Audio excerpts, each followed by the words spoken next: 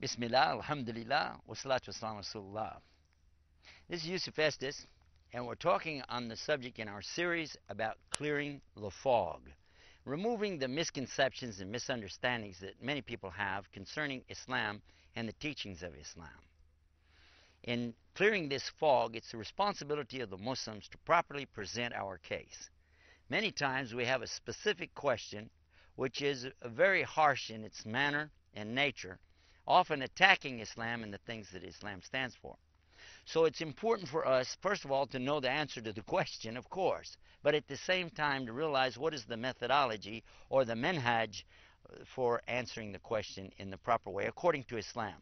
Of course, we're going to say it's based on the Quran and the teachings of Muhammad, called the Hadith, sallallahu alaihi wasallam. Now, I want to give an example of a question in this particular series today and see what you would say if somebody asked you this. They come to you and they say, "You're a Muslim." You say, "Yes, I'm Muslim." "Okay, we heard about your God. Your God's called Allah, right?" You say, "Yes." "Well, you said this God is where? And how do you worship this God?" Because what we have observed from television and in magazines and newspapers is that there's this black box out in the desert. And it looks like you guys are bowing down to this black box. So we want to know, do you guys really worship a black box in the desert? Well, there's a good question. And how would you answer that? This is what we're going to be talking about in this segment. To begin with, inshallah, we as Muslims know that we have a responsibility to provide the best possible answer in the best possible way. And this is for me, you, and all of us to be able to properly deal with the question. Even a question when you don't know the answer, you still have to attempt to give some understanding to remove this fog of misunderstanding. And we do so by telling them this statement: "Thank you for asking me about my religion." That's very important to let them know that you are as concerned as they are about their interest in Islam. And they'll be surprised because they were expecting you were going to come back with no, yes, some kind of rebuttal. But instead, what you're going to be saying to them is, "Thank you for asking me about my religion." And they're going to go, "Huh?" The next thing you would do is mention to them that in Islam, we must say the truth. This is very essential. We always say the truth. If we don't, we can go to hell forever. So it's not an option for us. We're not allowed to lie. As a matter of fact, it's considered a correct answer in Islam if I say, "I don't know." Because if I don't know, it's better to say that than to make up something, isn't it? So Allah gives a reward to the ones who say, "I don't know." I don't know. And then, after we've communicated to them the idea that we have to tell the truth, the next thing is to tell them we have the proof. Everything in Islam is authenticated, recorded, and preserved for 1400 years. And this is not by accident. Allah has preserved this deen or way of life of Muslims so that we today know what Islam was teaching even 1400 years ago, and it's still applicable today in our real life. Let's go back to that particular question and examine it a little bit. If somebody came to you and said, "Why do you Muslims worship a black box in the desert?" That's usually the way a harsh question comes. It comes with a statement in it that's not true. So we get rid of the harsh statement first and tell them that that's not correct. We don't worship a black box in the desert. But if your question is, who do we worship? Then we're most happy to tell you who we worship. And why the focus on this black box in the desert, the Kaaba, what we're talking about there? Now, that's a fair question, and we would like to answer that. But by the way, when we're giving you the answer to the question, if you find yourself saying, "Gee, that's nice, I like that for me," or any of the things that we say seem to go along with your own nature and what you already believe, then are you going to be prepared to consider your position and begin to worship your Lord without any partners? Because you see, that's what Islam is really all about.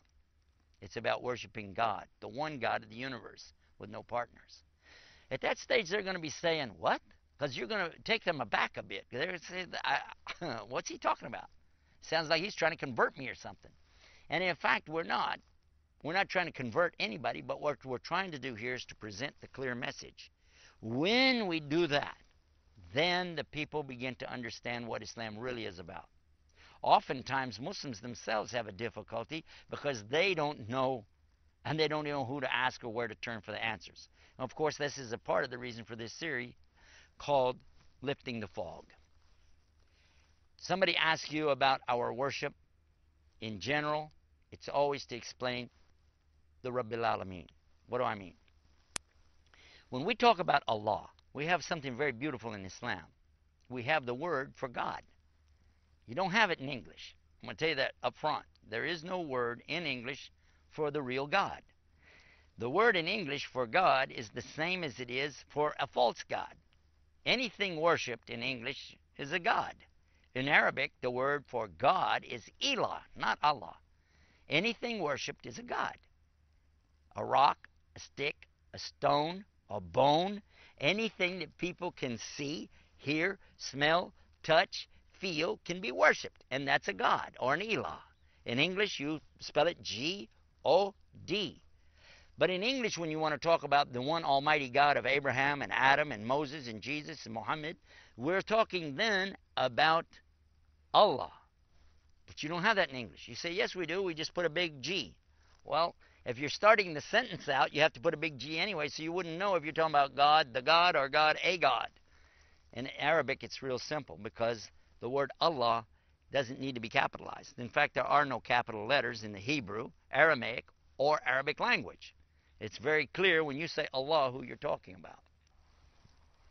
The question now has presented an opportunity for us to discuss exactly who we worship and why, and then let them make the comparison in their own minds to what they've considered to be worship or a God in their own head, according to their own religious background. What we say here is the description of the word ilah. Ilah is something worshipped, anything worshipped. Awliha, that is the plural, gods. You put an S after the word God and you have gods, and that's awliha in Arabic. But when you say Allah, there is no word like this in the English language. The closest they can come is to try to capitalize the G. But whenever you start a sentence, you capitalize a word anyway, so you wouldn't know if you started the sentence and it says God, if you're talking about a false God, a real God, a pagan God, or whatever is worshipped. With Arabic, it's clear because when you say alif, lam, lam, ha, it's Allah.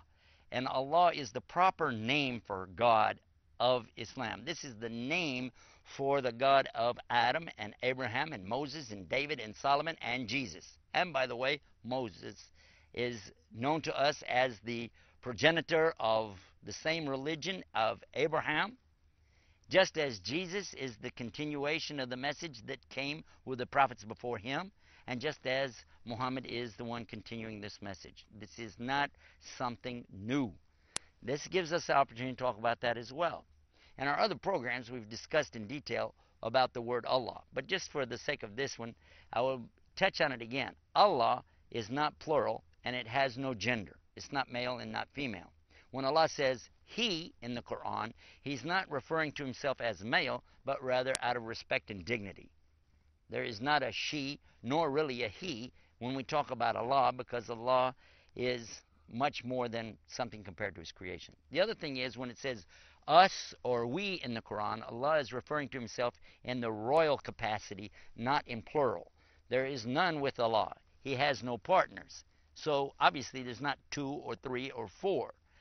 If we understand this, it helps us in presenting the correct message here about the oneness of God. So now we have opportunity to talk about the Tawheed or monotheism of Islam. So through the question, when they say, what do you worship?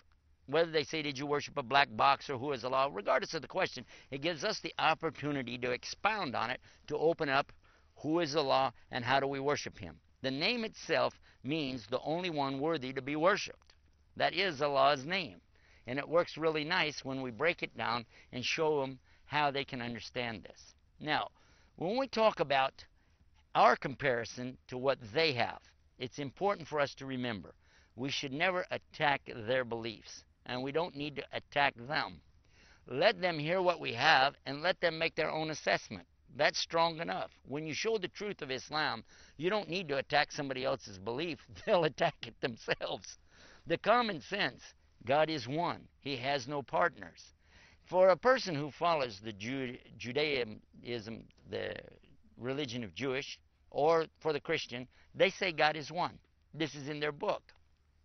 It actually says to them real clear, to know, O Israel, the Lord your God is one God, one Lord. It also tells them that you shall not make any partners with God. Thou shalt not have any other gods beside me. All of this points in the same direction that Islam is talking about one God.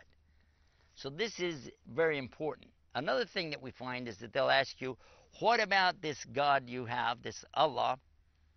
Is that the same God of Abraham? We don't think so. They'll say that. They'll say we don't believe it because this is not the God of the Bible. This is not the God of the Old Testament, the God of the New Testament. Some have even argued that this is something that was made up later. There was no word Allah until Muhammad came along and made it up. This actually in some scholarly works presented, non-Muslim of course, in the West. But in fact, there's a simple answer for that. There are Arab Jews today, and there are Arab Christians, just as there were at the time of Muhammad and just as there were at the time of Jesus. Peace and blessing be upon him. I want you to think about this. If there's a Bible in the Arabic language, what would be the word that they use for God? That would prove it right there. And by the way, I have two, and you're welcome to check it out for yourself. You can go to any hotel or motel in the West, and there's a free Bible placed there by the Gideon Society. Take it out, open it up. In the very beginning of it, they're real proud of the fact that they've translated this word, God, and the message of God into all these different languages. The first language that they give an example of is the Afrikaans language. The second one they give an example of is called the Arabic language. And you can see it for yourself because they're translating the verse from John 3:16 that says, for God so loved the world, etc. You read it right there in the Arabic and it says it, Allah, Alif Lam Lam Ha. The same is true of the Old Testament for the Jews. And I have looked at it myself, and on page 1 in the book of Genesis, I counted the word Allah 17 times. So if this is something new, it's made up, how come it's there in the Jewish book? How come it's already there in the Christian book? And in fact, this is the same name that was used by Jews and Christians at the time of Muhammad. And it was understood that when they said Allah, they meant the one and only God. This was clear to them as it should be to all of us. Now, this gives us a chance to introduce the subject of who is Allah. The next thing that we're going to be talking about is how do we worship Him. So we want you to stay tuned with us here on Clearing the Fog, Lifting the Fog, getting rid of the misconceptions of Islam and the message that comes with it. Stay tuned for more right here.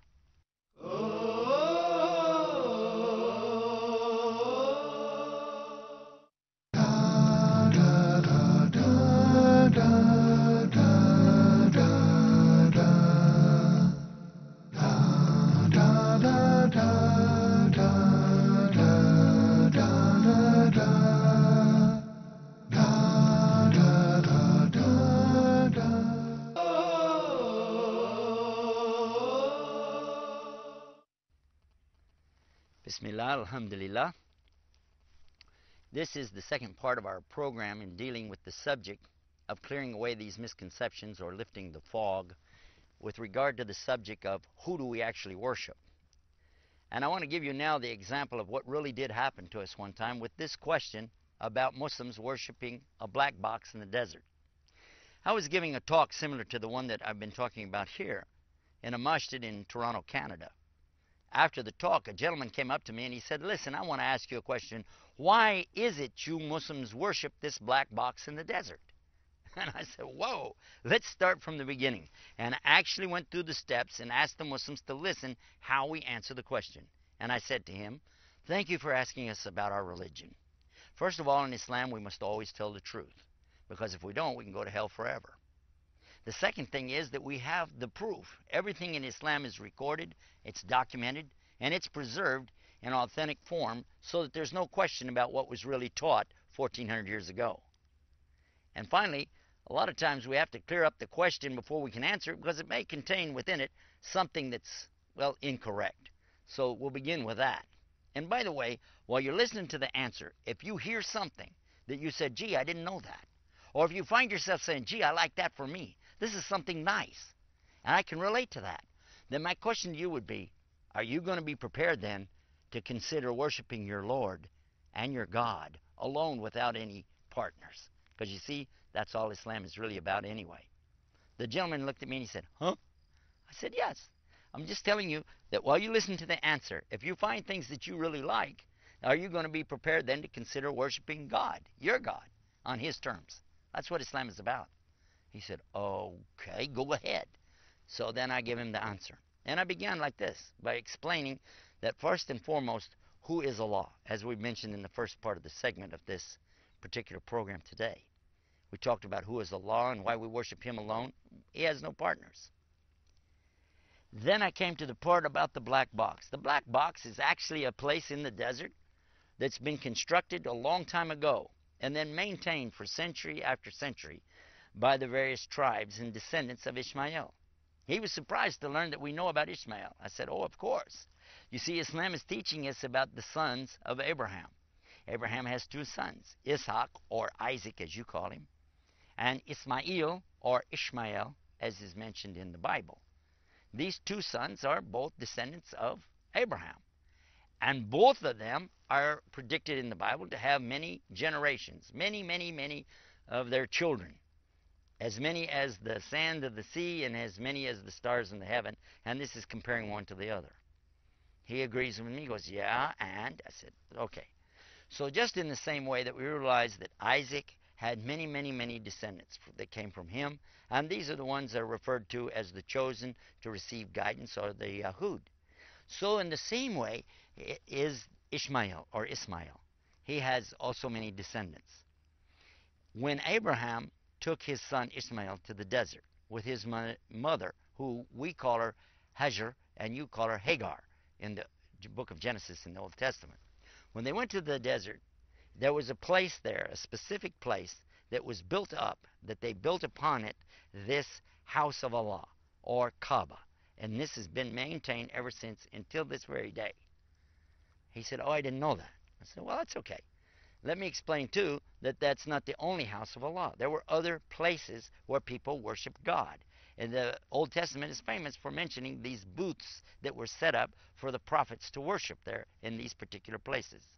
And one of the most famous that you may be familiar with is Jerusalem itself, when people used to all face toward Jerusalem, and Jews today still face toward Jerusalem for their worship. Now, there's another one in the New Testament. You may not be familiar with it by its correct name in Arabic, but you'll recognize it right away with the English version. Bethlehem. Beit Lehem. Which means what? It's meaning a slaughterhouse. The house of flesh or meat. And that was where Jesus, peace be upon him, was born, was into this city, which was well known for its slaughterhouses. So this gives us an idea now that sometimes we hear words that we think that are some kind of sacred thing, and it's just explaining a place. And the same is true for the place that we worship God in the desert. You call it the black box or the cube, and we're saying that we don't worship God there in it, but we direct our worship to God by facing that way. But it's different than the icons that we hear about in the Catholic Church. An icon is something that you worship to get to God. You go through this to get to Him, and we don't do that. That is not the purpose of the Kaaba. It's a place for us to direct our devotion, as in lining up, as in being in organized lines, but the heart is directly worshiping Allah without going through a box or through anybody. We don't worship through that, nor do we worship through the one standing in front of us called the Imam. Our prayers don't go through him either, but rather this is to give us all direction, and that's the main purpose behind it. Because Allah tells us in the Quran itself that it is not piousness or righteousness that you are turning your faces to the east or to the west, but righteousness is that what? That you have this right attitude and belief in God and a pure heart, and you're dedicating that heart to Him. This is the meaning behind it. And so once we understand that, then we realize that we're not worshiping anything on this earth, whether it is a man, or a rock, a stick, a stone, or anything. Keep in mind that this is the same place in the desert where Ishmael and his father Abraham went to worship. And they performed certain manasik, or rituals that were carried forward even by their descendants and finally to Muhammad. It's not something new, and it's well established. And by the way, there's also a story amongst the Israeliyat, which means the stories from Israel, previous generations, talking about that when Adam and Eve first were put out of the Jannah or the paradise, that this is the place where Adam went to make his prostration. This is where Adam went to put his head down on the ground and ask for forgiveness for having eaten the fruit.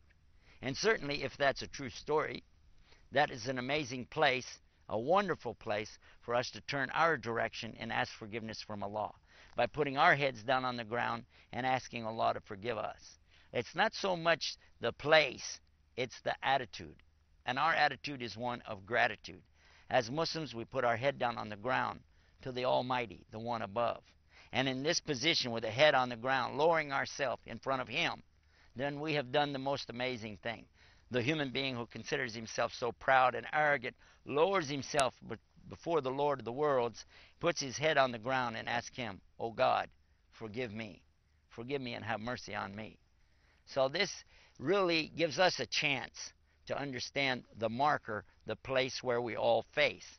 We don't worship that, but we worship the God that created that and everything else. And we line up all together, uniting our hearts and our worship, and we all face the same direction wherever we are in the world. And this is something amazing that you only find in Islam. Because once a year, every year, the Muslims gather at this place, the Kaaba, in Mecca, to worship the Rabbil Alameen, the Lord of the worlds. We go there and we perform these rituals, and this is to remember and commemorate what Abraham and his son Ismail did centuries and millenniums ago. It's not something new whatsoever. In fact, it's a return back to the original form of worship and the original place of worship of the one God of Abraham, the God of all of the prophets. Once I presented this to the gentleman there in Canada, he was amazed, he was astounded, and he was looking at me like, I didn't know that. I didn't realize this. Then he turns and he says to me, you know what? This makes sense. This is exactly what I've always believed, that there's only one God, and He doesn't have partners. I don't believe in three gods or two gods. I don't believe in a son of a God. I believe just in the one God. And I said, well, this is what we believe. He said, well, I believe in the God of Abraham. I said, this is what we believe. I said, now I have a question for you. Remember what I said in the beginning? If you heard yourself say, gee, I like this for me. Gee, this is what I already believed. Would you be prepared then to worship your God and my God, your Lord, my Lord, alone without partners? He goes, yeah. I said, okay. And that gave us an opportunity right then to ask him if he's prepared to enter into Islam by explaining now the details of what is Islam. We talked a little bit about, of course, the belief or the Aqidah of Islam, and then we went to the 5 pillars of Islam. I explained to him that being a Muslim, you obey Allah, and one of the things Allah has asked us to do after entering into Islam, of course, is to make the Shahada, give the statement of La ilaha illallah. None is worthy to worship except Allah, and Muhammad Rasulullah, that Muhammad is His messenger, and as such, I'm going to use him as my example and follow his teachings. Understanding that, then I know that I have to begin to pray 5 times a day, called Salawatul Khams, and I explained that to him. We talked about the fasting in Islam, that we have to, every year, fast the month of Ramadan. And then we talked about the zakah, and we spoke about the hajj to the Bayt of Allah, which is how the whole question came to begin with, talking about making this pilgrimage. And he asked me about that, and I said the only ones who are allowed to make this pilgrimage are real Muslims. So the only way you could go there and really worship the Lord of the worlds is to be a Muslim. And he said, you know what, I really am ready to be a Muslim, and I understand it, I want to do it. So we gave him Shahada right there in front of the whole masjid there in Toronto, Canada. And he took his Shahada. He said, Ashadu an la ilaha illallah, wa ashadu anna Muhammadan abduhu rasul. I bear witness in open testimony. There's none to worship except the one Almighty God, and He has no partners. And I bear witness in open testimony to the prophethood of all the prophets, starting with Adam and going to Muhammad. Peace and blessings be upon them all. He said it, and what means that in Arabic, Ashadu la ilaha illallah, Ashadu Muhammad Rasulullah. Today, I'm happy to announce to you and report that this gentleman has become a very fine Muslim. He married one of our Muslim sisters from Somalia, and together they're living a very good life as Muslims in Canada, helping other people to do what we're trying to do with our series right here, and that's to clear up these misconceptions and lift the fog that's been promoted out here about what is Islam and who are the Muslims. That's what our series is about. We'll hope you'll be back for more of this right here on Huda TV. This is something important for all Muslims to realize. It's our obligation, it's our responsibility to lift the fog and let people see the real Islam on real, easy, simple terms. This is your host, Yusuf Estes, and it's my pleasure and privilege to be with all of you on these subjects. We've got a lot more right here on Huda TV. Stay tuned for more right here. Until next time, Assalamu alaykum wa rahmatuallahi wa barakatuh.